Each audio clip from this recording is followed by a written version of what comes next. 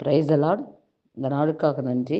இந்த காலை வேளை கொடுத்த தேவாதி தேவன் நம் கர்த்தாதி கர்த்தர் நம் ராஜாதி ராஜாவுக்கு கோடி நன்றிகளையும் சோத்திரங்களையும் ஏறெடுப்போம். இந்த காலை வேளையில் உங்களோடும் என்னோடும் பேசுகிற வார்த்தைக்கு விரோதமாக வான மண்டலத்தில் பொல்லாத கிரியை செய்கிற கண்காணிக்கிற ஆவிகளின் கண்கள் செவிகள் சிந்தன மண்டலங்கள் நாவலாம் நசரனாகிய இயேசுவின் நாமத்தில் கடிந்து கட்டுவோம். இந்த கர்த்தர் இந்த நாளில் பேசுகிற வார்த்தை நாகும் 2ஆம் அதிகாரம் 1ஆம் வசனத்தில், சிதறடிக்கிறவன் உன் முகத்துக்கு முன்பாக வருகிறான், அரணை காத்துக்கொள், வழியை காவல் பண், அரணை கெட்டியாய் கட்டிக்கொள், உன் பலனை மிகவும் சிறப்படுத்து. அதில் கர்த்தர் சொல்கிறார்.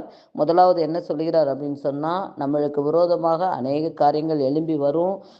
நம்ம முகத்துக்கு முன்பாகவே நிறைய காரியம் வரும். இந்த காலை வேளையில் கூட இதை கேட்குற அருமையான சகோதர சகோதரிகளே, என்ன போராட்டங்கள், என்ன பிரச்சனைகள், என்ன கவலைகள், என்ன வியாதிகள், என்ன சிதறடிக்கிற காரியங்களை சத்துரு கொண்டு வர்றானோ, ஆனால் நீங்கள் இந்த நாளில் கச்சையை கட்டிக்கொள்ளுங்கள், தேவ கச்சையை கட்டிக்கொள்ளுங்க. கர்த்தரோட கச்சை என்றதை கட்டிக்கொண்டு, அவரோட மார்க்கவசத்தை அணிந்து கொண்டு, அவரோட பொற்சீடத்தை சூடிக்கொண்டு, அவரோட பாதரசத்தை எடுத்துக்கொண்டு, ஆவியின் பட்டயத்தையும் ஆவியின் கேடகத்தையும் இறுக பிடித்துக்கொள்ளு.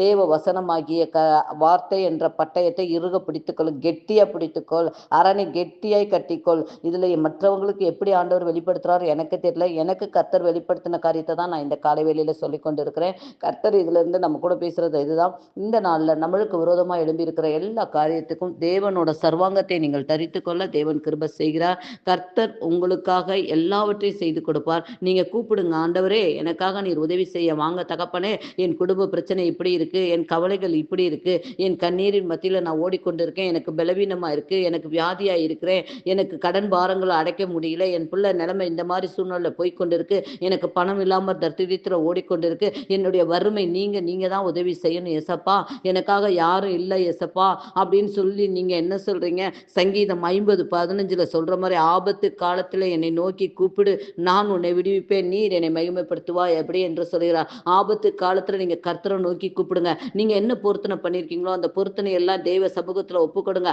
முதலாவது அந்த 14ஆம் வசனத்துல சொல்லப்படுது, கர்த்தருக்கு நீ சோத்திரப்பலிகளை ஏறிடு, உதடுகளின் கனியாக சோத்திரப்பலிகளை தேவனுக்கு ஏறிடுங்க. எசப்பா உங்களுக்கு நான் சோத்திரப்பலிகள் அப்பா, என்னிடத்துல உள்ளது சோத்திரப்பலி அப்பா அப்படின்னு சொல்லி நீங்க பண்ண சோத்திரப்பலிகளை சொல்ல சொல்ல சொல்ல ஆபத்து காலத்துல நீங்க நோக்கி கூப்பிடுறதுக்கு முன்னாடி அவர் மறு உத்தரவு கொடுக்க அவர் இறங்கி வருவார். அவர் என்ன சொல்றார் சொன்னா, நான் உன்னை விடுவிப்பேன், நீ என்னை மகிமைப்படுத்துவாய் என்று சொல்கிறார். கர்த்தர் உங்களை விடுவிப்பேன் என்று சொல்கிறார். இந்த நாள்ல என்ன பாரங்கள், என்ன கஷ்டங்கள், என்ன வியாதிகள், என்ன படுக்கை போராட்டங்கள் எல்லாவற்றிலும் இருந்து தேவன் விடுவிக்கிறவராய் இறங்கி வருகிறார். நீங்க கர்த்தரை நோக்கி கூப்பிடுங்க, மனுஷனை பார்க்காதீங்க. மனுஷனுக்கு பார்த்து நீங்க விழுந்து போன காலங்கள் போதுங்க.